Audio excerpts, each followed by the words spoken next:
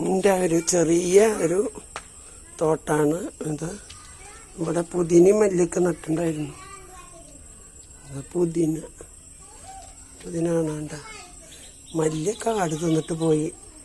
മല്ലി തിന്ന് കഴിഞ്ഞപ്പോഴാണ് കണ്ടത്. അപ്പോഴേക്ക് ഓടിപ്പിച്ചു. ഇവിടെ ചെടികളൊക്കെ തിന്നു. ഇത്തിരി പുതിന മാത്രം കിട്ടിയിട്ടുണ്ട്. നന്നായി വന്നിട്ടുണ്ട് പുതിന. പിന്നെ ഇതിവിടെ ഒരു ചീരയാണ്.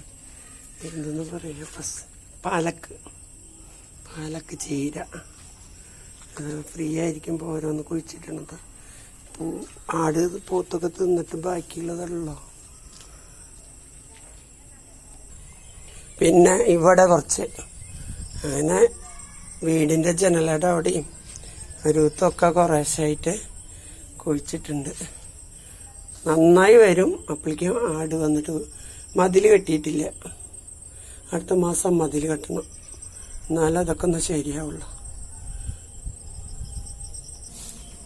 എന്താ അവിടെ പയർ നട്ടതാ.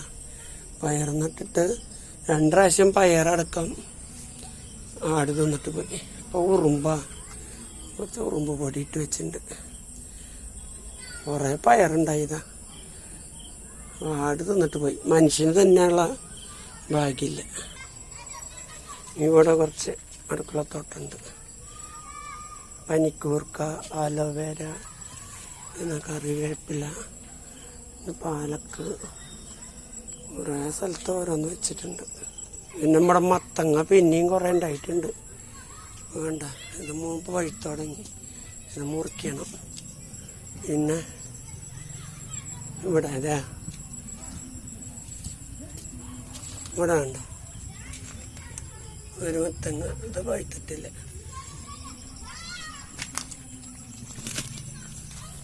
ഇതിവിടെ വരുന്നുണ്ട്.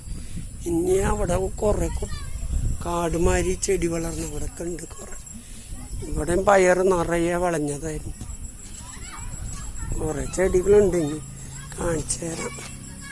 കറിവേപ്പില, ചെറിയൊരു അടുക്കളത്തോട്ടത്തിന് വേണ്ടതൊക്കെ ഉണ്ടായിരുന്നു. മുരിങ്ങ ഒക്കെ ഉണ്ടായി. ഇനി അത് ഒരു വലിയ വ്ളോഗായിട്ട് അപ്പുറത്ത് പറമ്പിൽ ഞങ്ങൾ കുഴിച്ചിട്ടുണ്ട് കുറെ.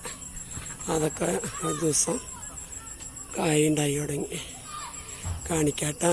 അപ്പോൾ ഇന്നത്തെ വ്ളോഗ് ഇത്രയുള്ള നമ്മുടെ അടുക്കളത്തോട്ടം.